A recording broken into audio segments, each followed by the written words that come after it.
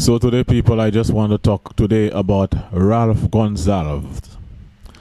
Ralph Gonsalves, as you know, is the Prime Minister of St. Vincent, and he has been running things over there for probably over 20 years. Now, the thing about Ralph Gonsalves is he seemed to be very slick and effective with the use of his tongue in convincing people. So what happened is, many times when there are problems in the Caribbean, in terms of big organizations in the Caribbean, there are misunderstandings. He is one of those that they recruit to try to cause people to go with whatever plans the higher ups have in their mind, because they see Ralph as somebody who is very persuasive.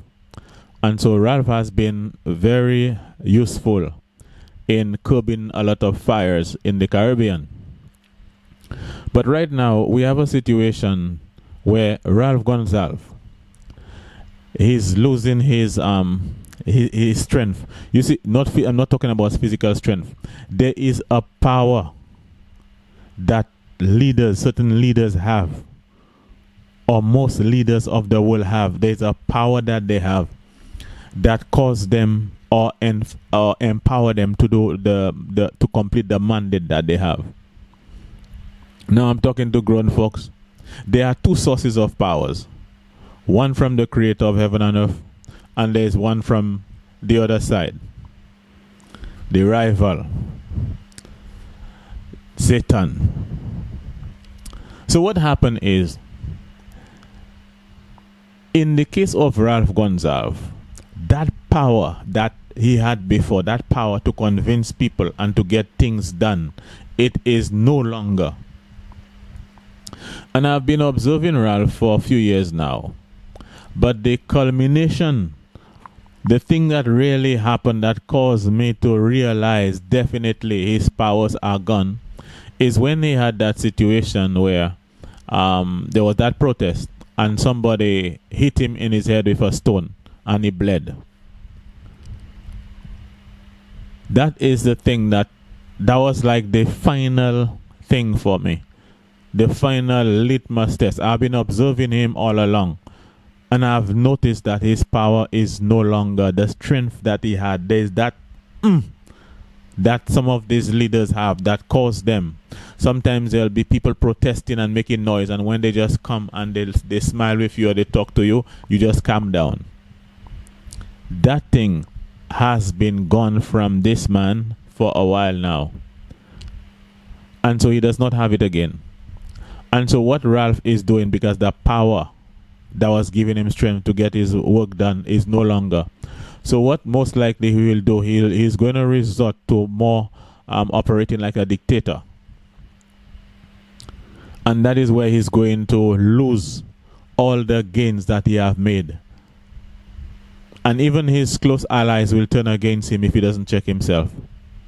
But the force of life that Ralph Gonsalves had working for him is no longer. And it is time that these guys realize that their time has come. The power that was working for them is no longer. And one more thing I have to say about Ralph, and that goes for other leaders of the Caribbean also. You see, the thing about some of these guys, and I'm going to refer to that situation where he got that lash in his head, and what he did, he ran to Barbados, to Queen Elizabeth Hospital, to get himself checked. Now the question I want to ask is, are there not neurosurgery people in St. Vincent? There are no neurosurgeons in St. Vincent that could have checked him if for example he had concern about his brain or anything like that? And the thing is, the other question I want to ask is it a situation where he doesn't trust his own medical people? You see, the thing about a lot of these Caribbean leaders is that these guys give their people the worst medical care. They provide the worst medical care imaginable for the masses. But the simplest problem that they have, they fly themselves quickly, they and their children and their wives and whatever, they fly quickly to America and to other places. In his case, he went to Queen Elizabeth Hospital in Barbados. Now, these same guys, they preside over health systems where sometimes people can't even get things like bed sheets. Basic medications they do not have. And so you will have there will be a 19-year-old person, probably a 19-year-old guy, 20-something-year-old guy, riding a motorcycle without helmet, damage his brain.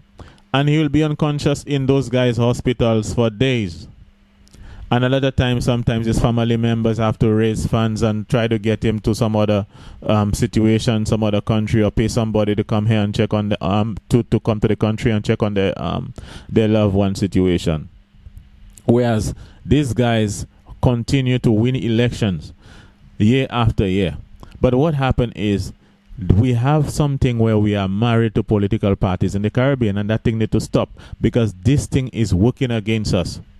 You kind of swear allegiance to these political parties, and the leaders of these political parties do not swear allegiance to you. Their loyalty is to themselves. Their loyalty is to their close friends. Their loyalty is to their wife. Their loyalty is to their concubines. These guys do not care about the masses. These guys are a far cry from people like Commander Fidel. Commander Fidel made sure that he has good hospitals in his place. When Commander Fidel has a problem, he goes to his own hospitals.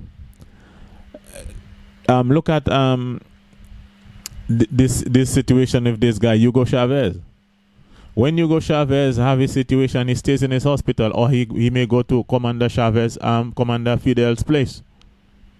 But what happened? One of the reasons why Fidel and Hugo Chavez, even when those guys were on their deathbed, the people wanted them still because they look after the poor. They look after the affairs of the poor. But what we have in the Caribbean is a crop of politicians who manipulates their people. Sometimes what we have are exceedingly weak opposition teams. Weak opposition who has no plans, nothing. So sometimes when by some kind of miracle these guys come in power, opposition leaders, opposition guys in the Caribbean, some of them have no plans, nothing. And the same thing that they were opposing when the other government was in power, they quickly implement those things because they never had any plans in the first place. So what I'm trying to say is the power that this St. Vincent guy had to convince people, it is no longer there. Whatever it is that was working for him to give him strength to be a leader, that is not working again. And lastly, the people in these leaders in the Caribbean, do not be like them guys. Do not be like people like Ralph, that when you have a simple stone, you get a simple stone lash, he has to go to another country for medical attention. Shame on you. Shame on you. Water, food, healthcare. These are the most important things you need in a civilization. And you can't even provide that, but you want to come and boast and behave like you all are leaders. You all can't lead nothing. You all can't run nothing. The problem is you all prey on the weaknesses of the people. A lot of the people are not people that can make proper decisions. Some of the people make decisions out of their own hunger and their poverty, and you all take advantage of that. But what happens is there comes a time when the people are going to get wiser, or their belly will be more full or something, and the powers that you all think you all have is going to break. And people will see you guys for what you all are. There come a time when you see a lot of you all fellas who are trying to play like you want to be in politics and you want to run things. A lot of you all fellas will be really running. You guys will not be able to get into politics again. Because as you see, the world is getting tougher. And we need the best of the best to run things. Some of you are there because you all were able to buy more rum for a certain group of people. But as you see, the world is getting tougher. Things are getting rougher. And a lot of you all are weak people who push yourself up as politicians. You will not be able to come in that kind of fight. But Life goes on. People, just keep hope alive.